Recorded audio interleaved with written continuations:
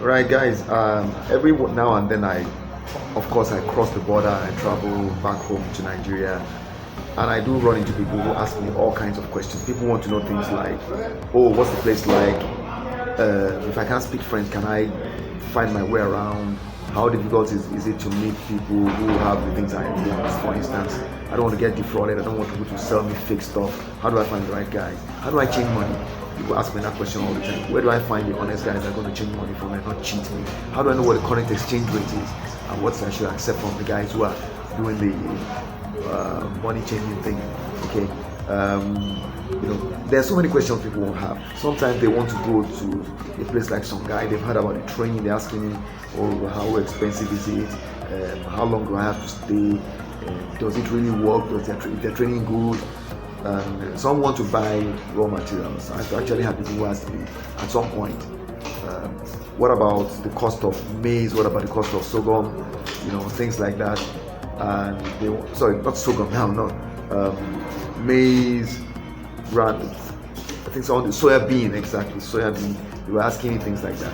And they wanted to know from me what the price was at that time, because it was so bad at a point in Nigeria that they felt that maybe if they tried and brought it in from neighboring Benin Republic, it would be better. So anyway, the point is this: you want to find something in Benin Republic, whatever it might be. You're looking for destinations. Some of you want to bring. I had an inquiry some time ago from a consultant, a psychologist, and she saw one of my photographs that I took with a gentleman who runs a shoemaking business.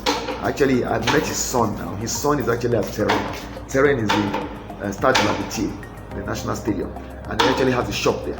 And they produce shoes. The man has been producing shoes for over 25 years. His son should be about 30 years old. From my interaction, we actually have photos of him. And the son now makes shoes for a living. It's amazing the way you can't beat it. Making shoes, making hair, whether for men or women. Those are just businesses that can never die. And they will never stop being in demand because they are repeatable businesses. People will always need new shoes. People will always need new hairstyles. People will always need to cut their hair. So there are things you find that people can do for a living, which a lot of our youth can learn. And it doesn't really require so much schooling. Think about it. Anyway, I don't want to digress. So what I'm saying is, you want to find something in Benin. You want to find this psychologist was asking me, a man who has a shoemaking business, be open to allowing young students from Nigeria come and do apprenticeship in his shop. I asked him about it and he was open to it. The thing was, what are the modalities? What exactly is the expectation of the people who are coming and all of that? So the thing is, I want to offer a service where you want to find a solution for yourself in Benin Republic. And because I am always going in and out of the place, I'm always traveling all over the place doing my stories, I can help you. So I'm building an online resource. It's going to launch in the next 24 hours. It's called Find It in Benin, right? FIID. And basically, if you want to find somebody that's going to help you change money, and you don't want to get defrauded, what I'm doing is I'm vetting people. So both parties are going to have to come on board and register on the website, and then I will vet you. I would actually meet you, and that is the only way you are going to get yourself an account as activated. If I do not meet you and talk with you personally one-on-one, you are not going to go live on that website. And once I've met you, I'm going to check you out, check your background, interact with you, interact with people that know you, do some background checks on you, especially those people who are on this side as Benin Republic.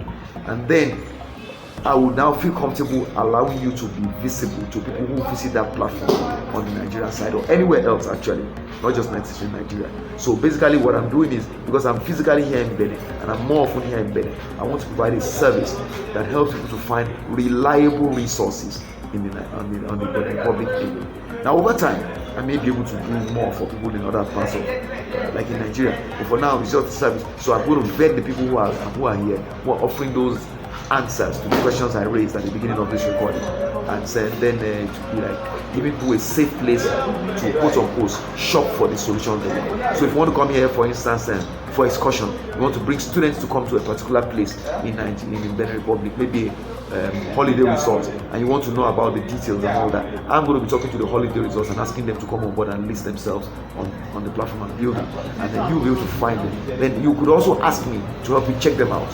You could have some that are not yet listed on my platform and you want me to check them out. If I check them out and I'm happy with them, I will invite them to come on board on my platform. There are terms and conditions for all of these things. The first thing I want to do, however, with this video is to ask you, what is it you want to find in Benin Republic? What would you like to find in Benin Republic? What solution do you want that you think is in Benin Republic, that you want to research, that you want me to investigate for you? Let me know. Do an email to me via tayo@tksol.com. Alright, tayo@tksol.com. Or just look at your screen there. Contact details. Get across to me through any of those contact details, and I'll be glad to respond to you. Cheers.